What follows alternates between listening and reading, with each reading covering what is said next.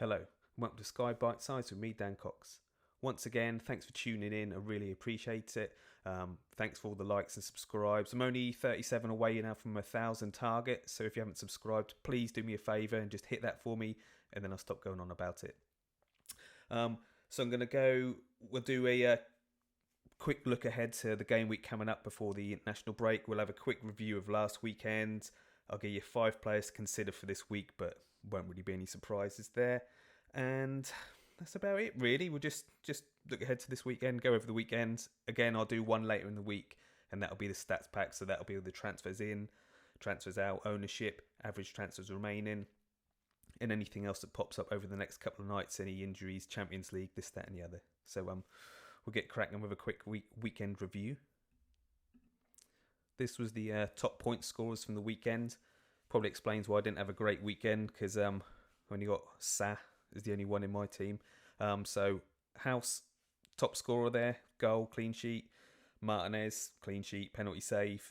Then Vardy, Sa, like amazing that on Sunday for those at captain, 15 points, got the assist as well. Many a captain, so got 30 points. So congrats if you did that, then brilliant. Smith Rowe, 14 points. Saka, 13. Cancelo with 13. He's a great pick, Cancelo. Decore, 13. Jesus, 12. And Jimenez, 12. So not too many popular players there, really. Cancelo would be one, but that maybe explains why quite a lot of us didn't have the best of weekends. Just going over the weekend's results there. Blank for Ronaldo. Annoying. I captained him myself, so that was annoying. Bit gutted he didn't step up to take the pen. Whether that means he's going to from now on, I don't know. I suspect Fernandes might take the next one. But yeah, that was annoying. And I do hate captaining a player in the early game. Was hoping that Chelsea Man City would have been 0-0, so disappointed Man City won that. I've got 3 Chelsea defenders, so especially so. If you've got Diaz, Cancelo, then yeah, great, another clean sheet for you. Watford, Newcastle 1-1. Sa again with another goal. He's just, I said last week he was getting at the ownership. He's now at 29% owned. He's now becoming a problem, when he keeps scoring. But he's 7.8 million. I think he is a great pick. Leicester 2-2 Burnley. Vardy, couple of goals, 4.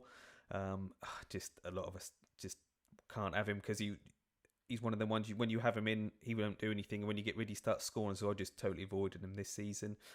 Leeds, West Ham, nightmare for me. Rafinha and Antonio both scoring I don't have. And again with Sa, I just think that those 3 are players.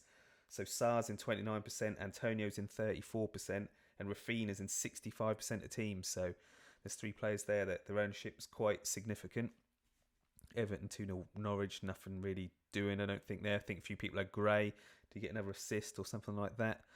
And then Brentford, Liverpool a bit of concern. The defence at the minute didn't get passing. Van Dijk, I think he's only got it twice at 6 games now. So that's a lot of money to not get it. I know Trent did get tackles, I think, and I think he might have got passing. But, not good. And the amount of, the goals letting in and just not in the... Just a concern, really, for how much you're paying for the defence. Just move up to Sundays there. So I got Sa in goal. Was going to captain him, but then I thought, no, I'll bring in Harry Kane. Did talk about not wanting to bring in a player not in form for a team not in form, but I did it, so that was brilliant. I brought in a player, I've used a transfer, and I cost myself 15 points because I would have had Sa, my only player, as captain. Disappointing now. So Kane and Spurs are a bit of an issue. Southampton, Ward-Prowse was... A lot of people had Ward-Prowse and as captain. He did pick up tier 1 passing, so that was all right. A few people went the move for Aubameyang, got a goal and still got games to come, but it just weren't a move I was looking at. Moving on to this weekend's fixtures. So again, Manchester United early kick-off against Everton. Ronaldo, if he starts, I think he'd be popular. I think Lukaku's a great shout as well. Don't think he's in too many teams. I think he was in about 30 last I checked, but we'll go through that again at the end of the week. But yeah, Ronaldo, Lukaku, you might fancy a Chelsea defender as captain. Leeds, Watford, that'll probably be 2-2. Rafinha and Sa will both end up scoring. I think that's about it for me. Ronaldo, Lukaku, Chelsea defender. I think that would be the picks for me. So yeah, I think there's a few options there for you, but that's Saturday. And move on to Sunday. Sunday again. It's a bit of a tricky one. If people did make the move for Kane, like Kane's in 20% of teams, so if you brought in Kane and like me, you're a bit gutted. Think, why do we do that when we knew he went in form? 20% of the top 1,000 teams have done it, so a lot of people have done it. So I think I'm going to stick with him as captain on Sunday. Hope he can pay me back. You know, I'm looking at a couple of goals at least now against Villa for him to, make up for last week. Antonio's a good shout. West Ham v Brentford. I know Brentford have been playing well, but Antonio, just think I wish I had him in my team, and I probably would if I had him. I probably would captain him. Palace, Leicester, no one there for me. And Liverpool, Man City again. I hate the games like this. You could captain Salah, you could captain Cancelo, Diaz, but that's a game I'd rather avoid, really. So the main ones for me, if I could have anyone I wanted, would be Antonio, and I'm just gonna be stubborn now and stick with Kane and hope for something, but it's not looking likely. Also, I won't be making any moves now this weekend because it's another international break now, and I'm always a bit worried or a bit cautious about making moves for an international break because obviously players can get injured on international duty, and what with COVID and these travel restrictions, I think it's gone down to 5 days now, but it's still a bit of a worry. So I'm not looking to make any moves to bring anyone in on Sunday. I think if you got a captain for Sunday, I think I'd just leave it at that. And well, if someone gets injured on Saturday, you could, if you want Antonio in, you don't have him do something like that. But I'm always a bit wary of it before an international break.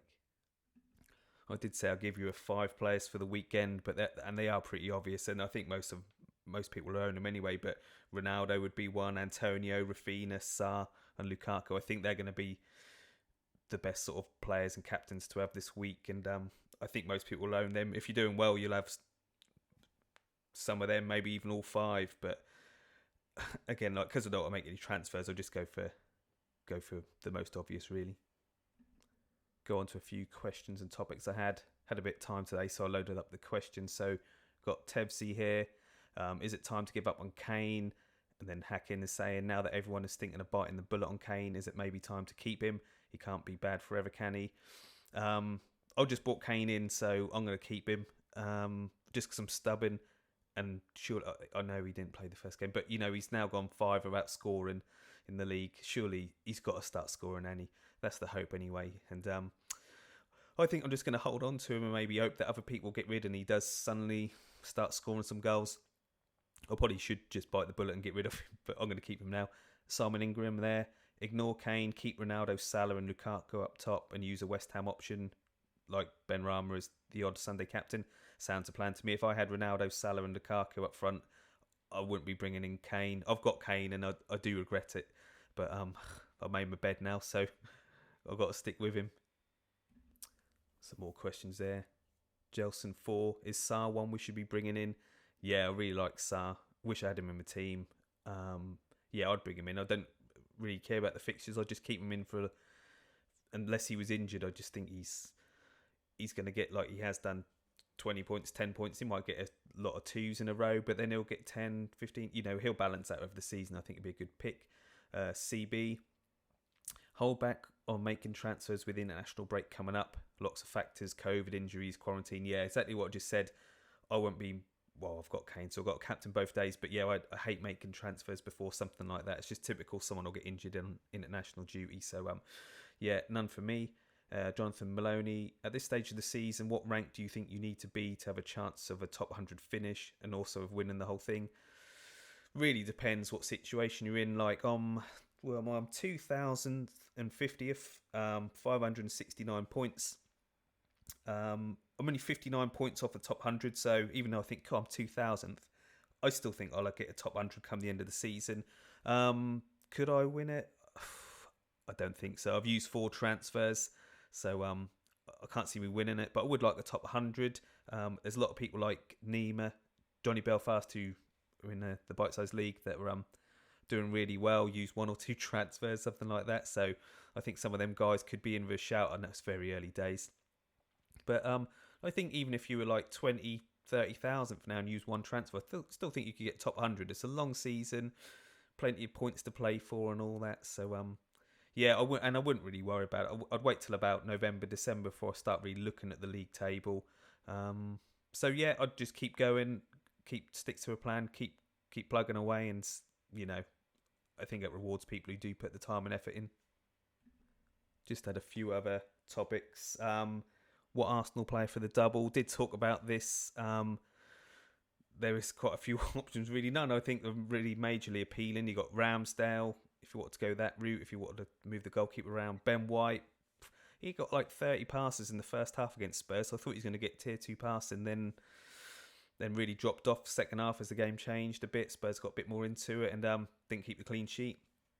Saka, Smith Rowe, good options as well, but you know, well, yeah, they're all right. And Aubameyang, if you were going to bring him in, I think you could have brought him in on Sunday. But yeah, he could do. If again, at least you could then see how he does this weekend, and you know, it's a while before that game yet. So there's a few different options for Arsenal. None I think of like a clear standout, but there's options. Someone else asking about Gilmore. I think it was Tom SkyFF. Gilmore, I'm really surprised he's not playing for Norwich. But yeah, he looks now that you're going to have to get rid of him, 6.9, so it might be a bit tricky. Might have to take some money out of somewhere else. Yeah, I think you'll have to go. People were saying about the Southampton player, Aloisi, is it? But I don't think he's particularly nailed, is he? So I think there's a concern if it's risky going for him as well. Liverpool defence, someone's asked about, time to, get rid. Yeah, that's a lot of money for Van Dijk if he's not. I'd want him to be getting passing every game, really, for that much money. Alexander-Arnold, yes, he can get assists, attack and threat, tackles he got the weekend night, and I think he's been doing a bit better for passing, but yeah, I don't know. Well, now hearing he might be out for a couple of weeks anyway, so yeah, maybe they might have forced your hands. But yeah, Liverpool defence not really doing it for me, especially when you say Chelsea defence is so much cheaper, and like Cancelo, even Diaz, he gets passing every game, so he's a better option than Van Dijk for sure at the moment. So yeah, I think that was most of the questions I had this week. I did forget to say on my week review about the Palace-Brighton game Monday, I had Gallagher, weren't really expecting anything, so I was happy with the assist and the man of the match. That was great.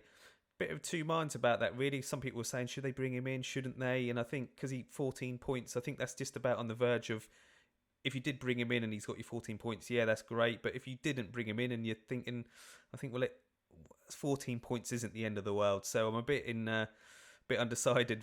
I think it's just in that territory where you could take it either way. You could think, yeah, brilliant, or, you've missed it and thought you'll skip it. And that's only 14 points, it's all right. So yeah, that was the review. That was everything else. Bear with me 1 second.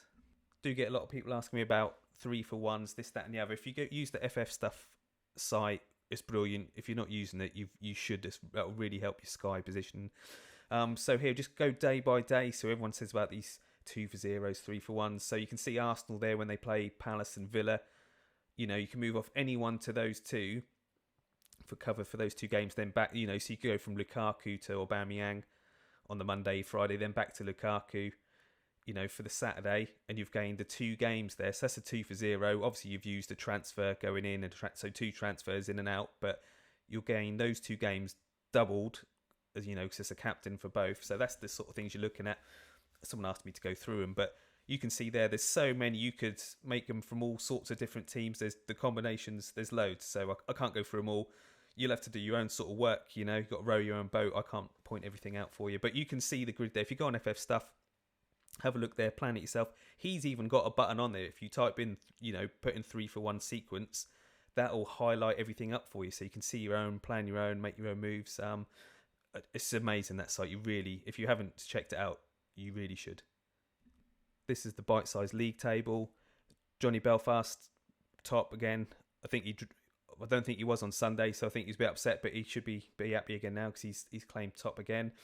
LC Bishop, second, 649 points, just a point behind. Mark Blick, Mark, a couple of years off Twitter, great guy, 642.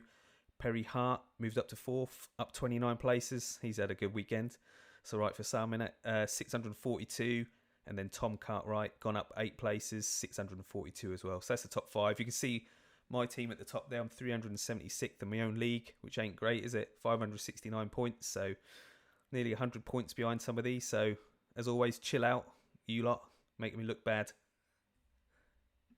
If you want to join the Bitesize League, you can. All the details are on screen there. Get your team in and, being a chance to win a football shirt, membership to the hub. So that's pretty much it for this little one. I think it's a pretty straightforward weekend. Like I said, it's coming into a national break, so I don't think it's, you need to do too much this weekend. So it's an easy one. Again, once I get to 1,000 subscribers, only 37 more to go. I'm going to give away 3 mugs on screen to some people. So we're nearly at that. If you're watching this on a laptop or whatever, Twitter is the best place to get hold of me. I'll answer, always get back to people on there. So if you've got the laptop, if you scan that with your phone, right, this is how high tech we are, that'll take you to my Twitter. Follow me on there. Send me a message, and at me on there. I'll get back to you, and do enjoy chatting on there. And yeah, just love talking about Sky Fantasy. Obviously, that's why I do this YouTube each week. Also, I spoke to quite a lot of people that did have a bad weekend. So if you, I only got 61 points. I think I had a pretty terrible weekend, really. Gallagher saved it a little bit on Monday, but haven't been great. But you're not going to have a great week every week.